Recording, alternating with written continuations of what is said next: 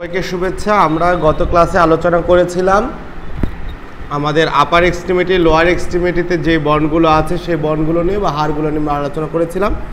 আজকের ক্লাসে আমরা সন্ধি মানে জয়েন্ট এবং টাইপ অফ জয়েন্টের প্রকারভেদ ও সন্ধির নড়াচড়া মানে জয়েন্টের মুভমেন্ট নিয়ে আজকে আলোচনা করছি। দেখো প্রথম খণ্ড পার্ট 9 জয়েন্ট, পৃষ্ঠা নাম্বার 29। সন্ধি বা জয়েন্ট। সন্ধি হচ্ছে সেই স্থান যেখানে দুই বা ততোধিক অস্থি একত্রে মিলিত হয়েছে।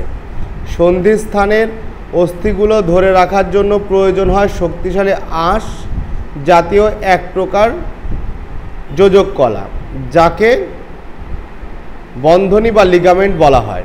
এই বন্ধনী বা লিগামেন্ট দ্বারা অস্থি একে অন্যের সাথে সংযুক্ত থাকে। তাহলে সন্ধি বা জয়েন্ট হচ্ছে দুই বা ততোধিক মানে দুইটা বা তার চেয়ে অধিক হাড়ের একটা সংযোগ। এই যে সংযোগটা এইটা আবার বাঁধা থাকে একটা লিগামেন্ট বা যোজক কলা দিয়ে। আচ্ছা, যোজন কলা বা যোজক কলা দিয়ে বাঁধা থাকে। এটাকে কি বলা হচ্ছে কি, এই যে বাঁধা থাকতেছে যে কলা দিয়ে, কলাকে বলা হচ্ছে কি লিগামেন্ট। অনেকে বলে না লিগামেন্ট ইনজুরি হয়েছে, তার মানে কি জয়েন্টটা ভালো আছে বাট জয়েন্টটাকে এঁটে রাখার জন্য যে লিগামেন্টটা থাকে সেই লিগামেন্টটা ইনজুরি হয়। এই বন্ধনী বা লিগামেন্ট দ্বারা অস্থি একে অন্যের সাথে সংযুক্ত থাকে। এই বন্ধনী বা লিগামেন্ট দ্বারা অস্থি একে অন্যের সাথে সংযুক্ত থাকে। যদি লিগামেন্ট না থাকতো তাহলে কি হতো, লিগামেন্ট না থাকলে তো জয়েন্ট খুলে যেত। জয়েন্ট খুলে যেত না, হাড় তো একটা সাথে জোড়া থাকে না, হাড় এবার লাগানো থাকে, মাঝখানে লিগামেন্ট দিয়ে বন্ধনী দেওয়া থাকে। যদি লিগামেন্ট না থাকে তাহলে জয়েন্ট ছুটে যাবে। সন্ধির প্রকারভেদ। সন্ধিকে মুভমেন্ট অনুযায়ী নিম্নলিখিত ভাগে ভাগ করা যায়। একটা হচ্ছে সচল সন্ধি, একটা অচল সন্ধি এবং আরেকটা হচ্ছে আংশিক সচল সন্ধি।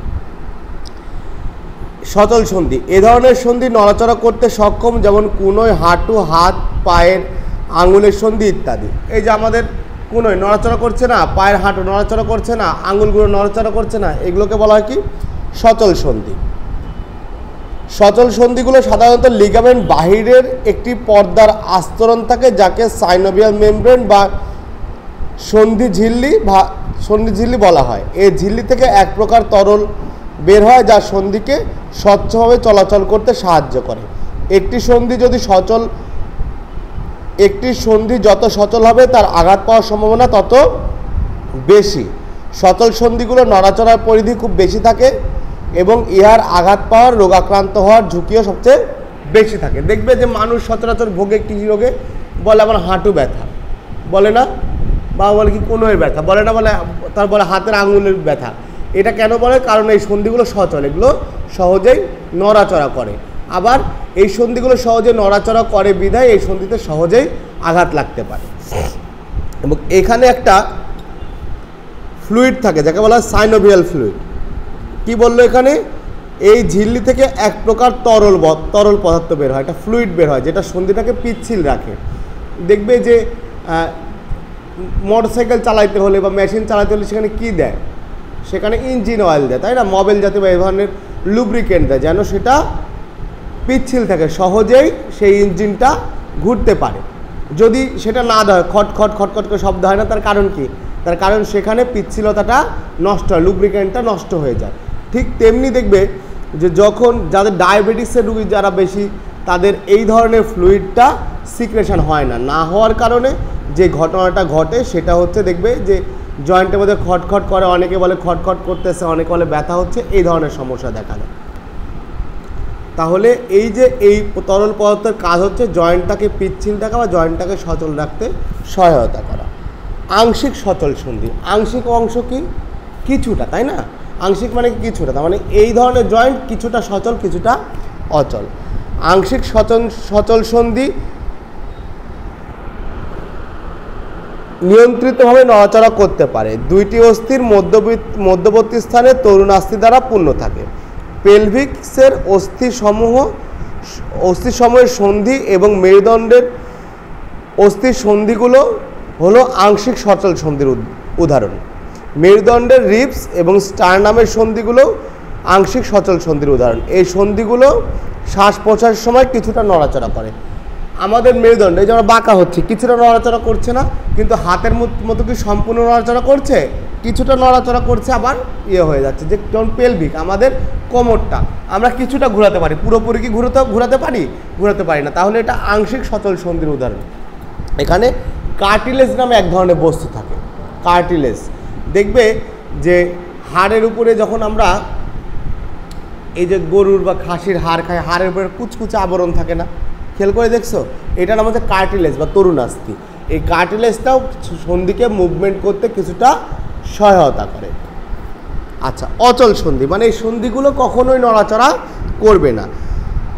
যে সন্ধিগুলো মাথার খুলিকে একত্রিত ধরে রাখে সেগুলো মোটেই নড়াচড়া করে না। এই সন্ধিগুলো সচল অথবা আংশিক সচল সন্ধির অপেক্ষা শক্তিশালী। যে লাইনে মাথার খুলির অস্থিগুলো মিলিত হয় তাকে সূচার বলে। অবস্থান অনুযায়ী সূচারকে নামকরণ করা যায়। নিম্নে বিভিন্ন ধরনের সূচারের নামকরণ করা হলো: frontal suture, sagittal suture, coronal suture, temporal suture, lambdoidal suture, etcetera. তার মানে এই সন্ধিগুলো যেমন মাথার, আমাদের তো হাড় একটার সঙ্গে আরেকটা জোড়া দেওয়া, তাই না? হাড় এই যে জোড়া দেওয়া, আমার মাথার হাড় কি নড়াচড়া আমরা করাতে পারি? করাতে পারি না। এগুলো একদম অচল সন্ধি। এই সন্ধিগুলো কখনোই নড়াচড়া করে না। আর যে অংশে এভাবে মিলিত হয়ে থাকে এই অংশটাকে বলা হয় কি সূচার। এরকম হাড় একটার সঙ্গে আরেকটা এভাবে গিয়ে ঢুকানো আছে, এগুলোকে বলা হয় সূচার। এই নিম্নে এই সূচারের নামগুলো দেওয়া হয়েছে। মানে এই সন্ধিগুলো কখনোই নড়াচড়া করতে পারে না। তাছাড়া অন্য সন্ধিগুলো হয় সচল অথবা আংশিক সচল সন্ধি। মাথার তালু বা চাঁদি। ছোট বাচ্চাদের মাথার তালুর অস্থিগুলো খুব শক্তভাবে জোড়া লাগানো থাকে না। জন্মের পর উল্লেখিত সূচারগুলো ধীরে ধীরে শক্ত হয়। ছোট বাচ্চাদের মাথার খুলির অস্থিগুলো যে সকল সরু সন্ধি দ্বারা জোড়া লাগানো থাকে তাকে মাথার তালু বা চাঁদি বা ফ্রন্টালা বলে।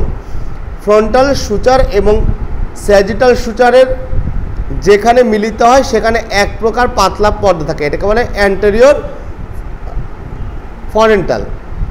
আর স্যাজিটাল সূচার এবং ল্যাম্বোডাল সূচারের মিলিত বা সংযোগস্থানকে বলা হয় পোস্টেরিয়র ফ্রন্টাল। এই সন্ধি এক প্রকার পাতলা পর্দা দ্বারা আবৃত থাকে। এই নরম তালু বা চাঁদির জন্য বাচ্চার মাথার খুলির অস্থিগুলো কিছুটা নড়াচড়া করতে পারে। অস্থির এই নড়াচড়ার ফলে বাচ্চার মাথার প্রসবের সময় সরু পথ সহজে অতিক্রম করতে পারে। এই যে আমাদের মায়েদের যখন ভ্যাজানাল ডেলিভারি হয় তখন বাচ্চাদের মাথাটা নরম, দেখবে যে অনেক বাচ্চা ডেলিভারি করার সময় মাথা লম্বা হয়ে যায়, বলে ক্যাপুট হওয়া, মাথা লম্বা হয়ে যাওয়াকে বলে ক্যাপুট হওয়া। তো আমরা বড় মানুষ, আমাদের মাথার সন্ধিগুলো নড়াচড়া করতে পারে না, কিন্তু বাচ্চাদের মাথার সন্ধিগুলো নড়াচড়া করে।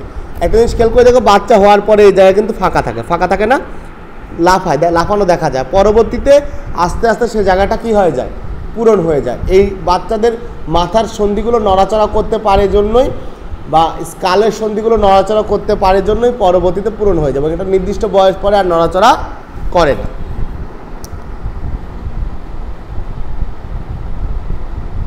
এই নড়াচড়ার ফলে মস্তিষ্ক বৃদ্ধির সাথে সাথে মাথার খুলিরও বিস্তার হয়। তালু বা চাঁদিগুলো জীবনের প্রথম কয়েক মাস নরম থাকে, পরে আস্তে আস্তে বন্ধ হয়ে যায়।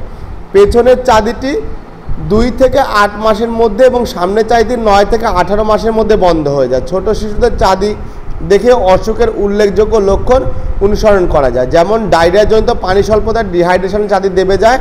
আবার মস্তিষ্ক প্রদাহ বা ম্যানেঞ্জাইটিসে ইন্ট্রাকার্নিয়াল প্রেশার বৃদ্ধি পায়, যার ফলে চাঁদি স্ফীত হয়। দেখবে যে বাচ্চাদের জ্বর আসলে, কাশি হলে অনেক সময় মাথার চাঁদি ফুলে যায় না? এটা বলে ফ্রন্টাল বালস। কি বলা হয়? ফ্রন্টাল বালস। তো এইটা বাচ্চার কাশি হওয়া বা ম্যানেঞ্জাইটিস, আমাদের ব্রেনের ওপরে একটা পাতলা আবরণ আছে, এই আবরণকে বলা হয় ম্যানেঞ্জাইটিস। এই আবরণকে বলা হয় ম্যানেঞ্জেস। কি বলা হয়? ম্যানেঞ্জেস। যখন ম্যানেঞ্জেসে কোনো ধরনের প্রদাহ হয় এটাকে বলা হয় ম্যানেঞ্জাইটিস। তো বাচ্চাদের যদি ম্যানেঞ্জাইটিস হয়, ইন্ট্রাকার্নিয়াল প্রেশার, মাথার ভিতরে প্রেশার বেড়ে যায়, তখন চাঁদিটা ফ্রন্টাল বালজিং হয়, চাঁদিটা ফুলে যায়। আবার যখন ডিহাইড্রেশন হয়, বাচ্চার যখন শরীরে পানি স্বল্পতা হয়, তখন এই চাঁদিটা দেবে যায়। এটাই বলছে। তাহলে আমরা মেনেঞ্জাইটিস কি এবং ফ্রন্টাল বালজিং কি এটা জানলাম। সন্ধির নড়াচড়া বা মুভমেন্ট।